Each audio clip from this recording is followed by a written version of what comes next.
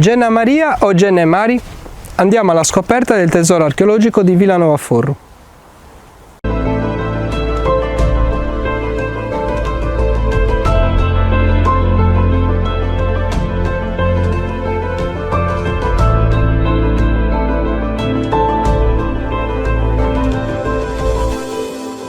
Ci troviamo nella Marmilla, regione storica della Sardegna centro-meridionale, e più precisamente nella collina di Genna e Mari, che in lingua sarda significa porta al mare, per la sua posizione di passaggio e di accesso al Golfo di Oristano.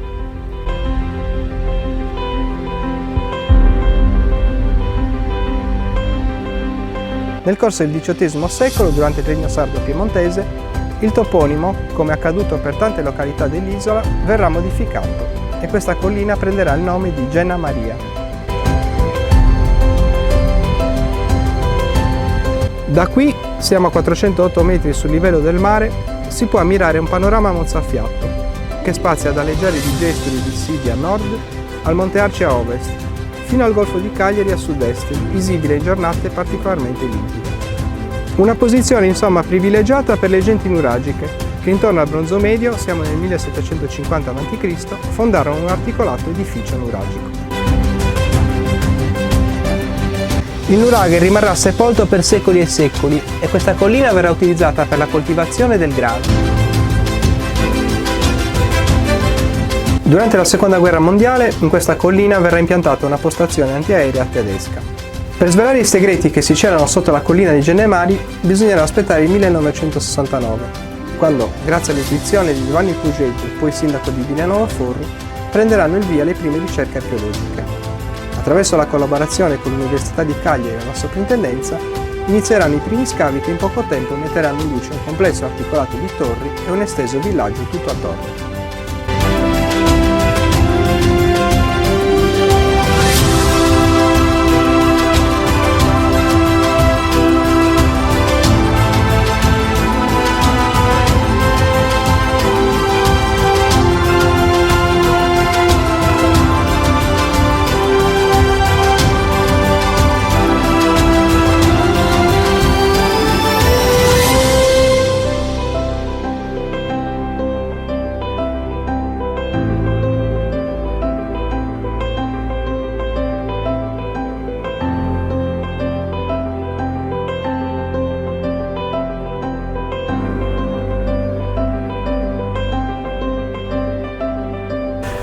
Il nuraghe, edificato nel corso del Bronzo Medio, è costruito con la pietra del posto, la marna calcarea, ma per alcuni elementi costruttivi, come ad esempio le architravi, è stato utilizzato il basalto, cavato con molta probabilità dalla vicina giara di Sidi.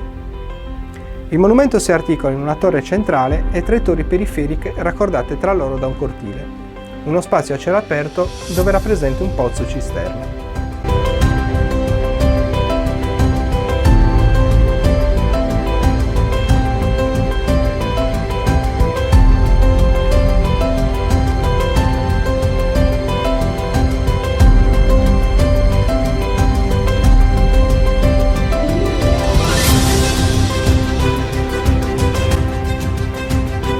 All'esterno un recinto murario denominato antemurale delimitava un'area chiusa di esclusiva pertinenza del nuraghe.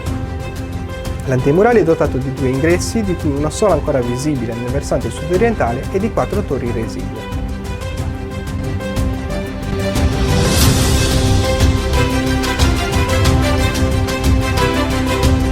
In una fase successiva, siamo nel corso del Bronzo recente, quasi tutto l'edificio nuragico viene foderato da un poderoso rifascio.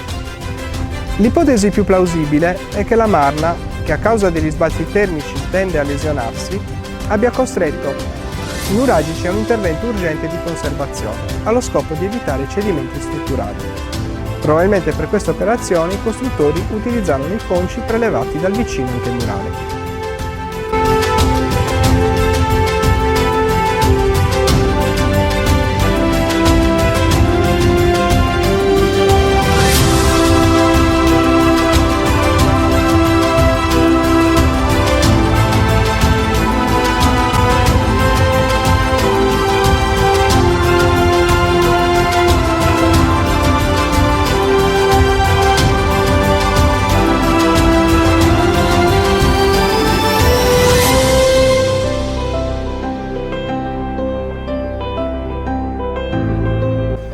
Nel corso del bronzo finale, siamo intorno al XII secolo, le attività manutentive del nuraghe vengono a mancare, perché è in corso un cambiamento nella società e questo monumento non ha più l'importanza dei secoli precedenti.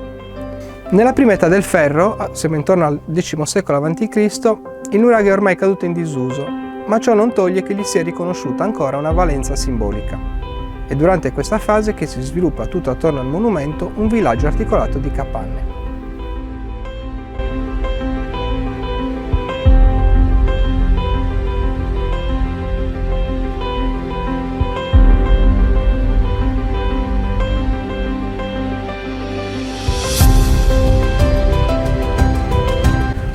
Nel 1982 viene inaugurato a Villanova Forru il primo museo civico della Sardegna, nato per ospitare i reperti portati alla luce dagli scavi del nuraghe Gennà Maria. La sua sede presso l'ex Monte Granatico si articola in 6 sale espositive. Il museo è anche di tipo comprensoriale perché raccoglie reperti provenienti da siti del territorio della Marmella.